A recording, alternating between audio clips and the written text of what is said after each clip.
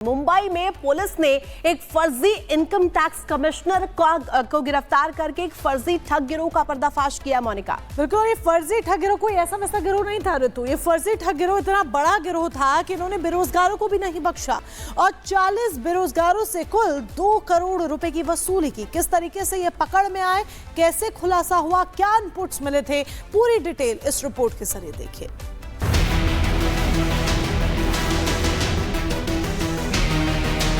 मुंबई के नाला सोपारा से एक हैरान करने वाला मामला सामने आया, जहां छठी कक्षा तक पढ़े एक युवक ने खुद को आयकर विभाग का कमिश्नर बताकर 40 से ज्यादा बेरोजगार युवकों से 2 करोड़ से ज्यादा की ठगी की है। आरोपी रिंकू जीतू शर्मा, जो 33 साल का है और पेशे से ड्राइवर है, उसने नकली कमिश्नर बनकर 2 करोड़ रुपए ठग लिए। आरोपी को विरार क्राइम ब्रांच यूनिट की टीम ने मुंबई के तालोजा फेज 2 इलाके से गिरफ्तार किया। आरोपी ने आयकर विभाग में उच्च पदों पर नौकरी दिलाने का झांसा देकर बेरोजगार युवाओं से करोड़ों रुपए ऐंठ लिए। ये मामला तब सामने आया जब 12 दिसंबर 2024 को विरार पुलिस स्टेशन में एक शिकायत आई। शिकायतकर्ता ने आरोप लगाया कि रिंकू शर्मा ने खुद को आयकर कमिश्नर बताकर उनकी बेटी को आयकर विभाग में आयकर निरीक्षक के पद पर नौकरी दिलाने का वादा किया। इसके लिए उसने समय समय पर पैसे लिए।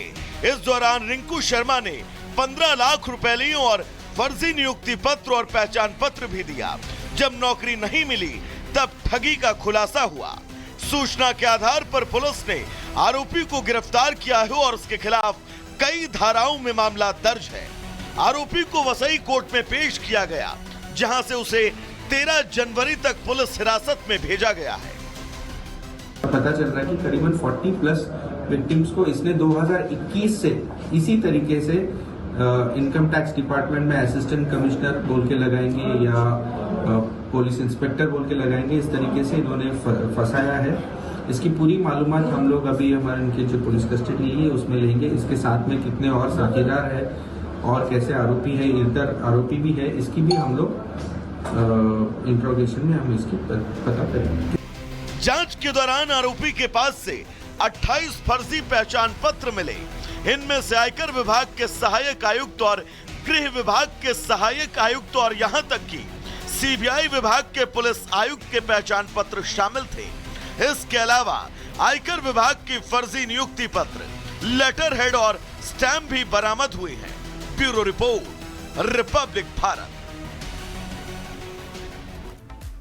और चलिए खबरों में आगे बढ़ते हैं। डोनाल्ड ट्रंप ने सुप्रीम कोर्ट से एक मामले में राहत की मांग की है। दरअसल डोनाल्ड ट्रंप के खिलाफ न्यूयॉर्क में जिस तरीके से सजा सुनाई गई, एक मामले में पैसे के बदले चुप रहने के मामले में, इस मामले में अब डोनाल्ड ट्रंप ने अनुरोध किया है कि उनकी सजा को रोक दिया जाए। बिल्कुल मोनिका, और कुल एक ही मामला नहीं है, 34 मामले ऐसे हैं जहां डोनाल्ड ट्रंप दोषी पाए गए हैं, जिसके बाद ट्रंप के जो वकील हैं वो देश की सर्वोच्च अदालत जा पहुंचे हैं और ये मांग कर रहा है कि जो सजा सुनाई गई है उसे रद्द कर दी जाए। रिपोर्ट देखिए।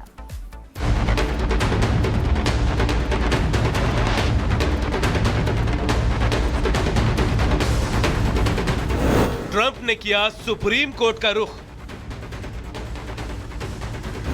अपनी सजा को रद्द करने की मांग। 34 मामलों में दोषी पाए गए हैं ट्रंप। अमेरिका के नवनिर्वाचित राष्ट्रपति डोनाल्ड ट्रंप ने अब अपनी सजा को रद्द करने के लिए सुप्रीम कोर्ट का दरवाजा खटखटाया है। आपको बता दें कि न्यूयॉर्क की अदालत ने ट्रंप को पहले सुनाई गई सजा को रद्द करने से इनकार कर दिया था। ट्रंप को व्यापारिक रिकॉर्ड में हेराफेरी करने के 34 गंभीर मामलों में दोषी पाया गया था। इस दौरान ट्रंप लगातार गलत काम करने से इनकार करते रहे। उम्मीद की जा रही थी कि अभियोजक आज सुबह तक जवाब दाखिल करेंगे। पिछले साल मई में जज जुआन एम मर्चेंट ने इन मामलों में ट्रंप को दोषी पाया था, जिसके बाद यह भी साफ कर दिया था कि ट्रंप को जेल, जुर्माना या परिवीक्षा नहीं लगाई जाएगी, जबकि वो न्यूयॉर्क में उनके दोष सिद्धि को खारिज करने की कोशिश कर रहे थे। लेकिन ट्रंप के वकीलों ने तर्क दिया कि गंभीर अपराध के अभी भी असहनीय दुष्प्रभाव होंगे।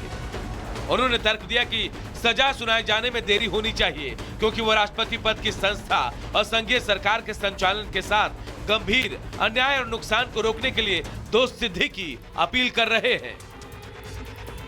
हालांकि कई लोग जो कह रहे हैं कि न्यूयॉर्क ट्रायल कोर्ट के पास राष्ट्रपति ट्रंप पर सजा और निर्णय देने या उनके खिलाफ कोई और आपराधिक कार्रवाई करने का अधिकार नहीं है जब तक कि राष्ट्रपति पद की प्रतिरक्षा के पर्याप्त दावों को उठाने वाली उनकी अपील का समाधान नहीं हो जाता, जिसमें आवश्यक हो तो कोर्ट में समीक्षा हो सकती है। अब देखना होगा कि ट्रंप को लेकर सुप्रीम कोर्ट क्या रुख अपनाता है। Bureau report, Republic Bharat. और अब बात 18वें प्रवासी भारतीय दिवस सम्मेलन की, जो कि ओडिशा में आयोजित की गई है। बुधवार से शुरुआत हो चुकी है और प्रधानमंत्री नरेंद्र मोदी भी इसमें शामिल होने वाले। मोनिका, बिल्कुल, प्रधानमंत्री नरेंद्र मोदी शामिल होने वाले हैं और इसके लिए वो ओडिशा पहुंच भी चुके हैं। और सबसे बड़ी बात आपको ये बता दें कि इस आयोजन में शामिल होने के लिए 50 देशों से आए भारतीय प्रवासियों ने पंजीकरण करवाया है। इस बार क्या कुछ इस शिविर में होने वाला है, इस रिपोर्ट में देखिए।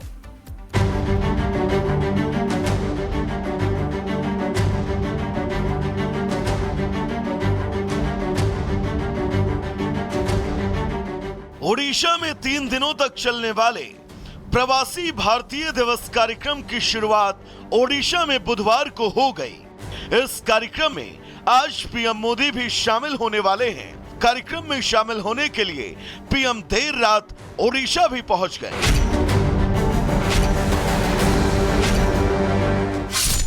18वें प्रवासी भारतीय दिवस सम्मेलन का उद्घाटन करेंगे। साथ ही पीएम भारतीय एक्सप्रेस को हरी झंडी दिखाएंगे। ये प्रवासी भारतीयों के लिए विशेष पर्यटक ट्रेन है। दिल्ली के निजामुद्दीन से रवाना होकर ये ट्रेन 3 सप्ताह की अवधि के लिए पर्यटन और धार्मिक महत्व वाले स्थलों की यात्रा करेगी। प्रवासी भारतीय एक्सप्रेस का संचालन प्रवासी तीर्थ दर्शन योजना के तहत किया जाएगा।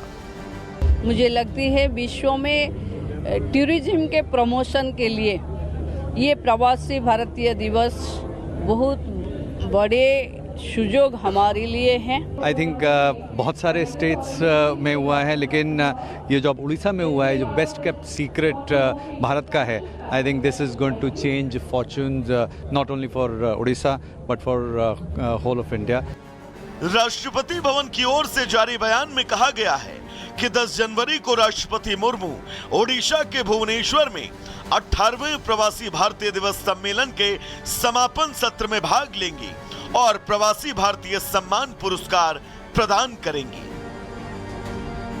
विदेश मंत्री डॉक्टर एस जयशंकर ने बुधवार को प्रवासी भारतीय दिवस 2025 के मौके पर भुवनेश्वर में मॉरिशस के कला और सांस्कृतिक मंत्री महेंद्र गोंदिया और उप मंत्री हम्बीराजेन नरसिंघेन से मुलाकात और बातचीत भी की। Bureau report, Republic Bharat.